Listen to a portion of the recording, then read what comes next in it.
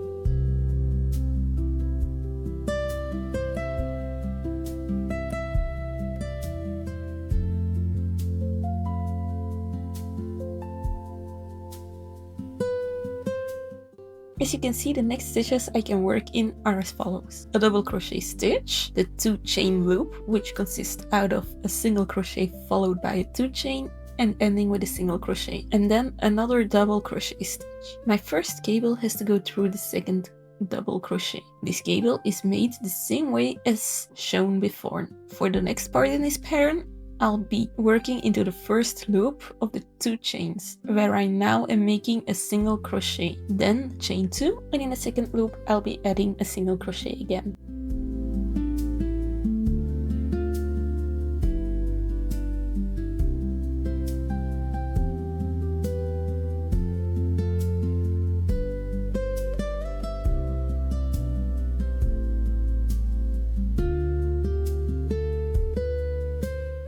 Now that I've done that, I'm going to be adding the second cable in the first double crochet. For this stitch, I had a lot of trouble to know whether I had to do my 2 chain loop in front of my first cable or behind. First, I found that the pattern wasn't clear about that part, so I tried to do it in front of the treble, but that didn't seem right. I didn't like the way it looked. Then I tried placing the chains behind the cable. At first, that also felt weird, but as the pattern continued, I found out that it was the only way to create a cross. After looking at my pattern, I understood that 2 chains had to go behind the cables.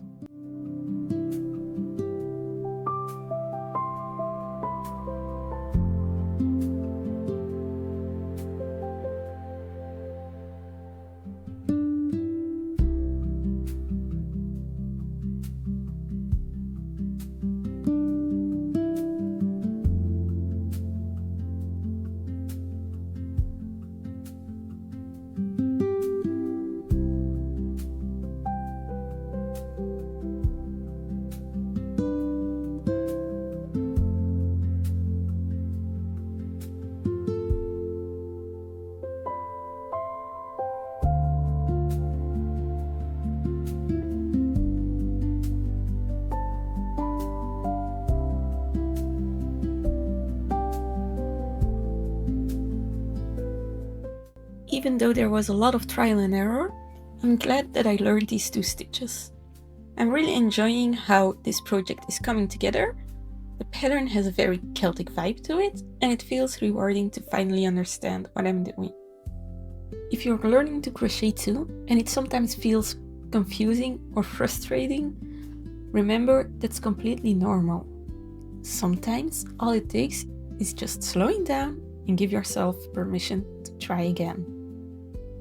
I also added some more rows off camera and I'm happy with the length. Now you will see some pictures of the finished product, and a big thanks to my friend Panda, who is the model for the pictures. Thank you for spending some time here with me. If you're enjoying this video, please give it a thumbs up. If you have any tips or insights, I'd love to hear them in the comments down below. And if you would like to see more of these kind of videos, don't forget to subscribe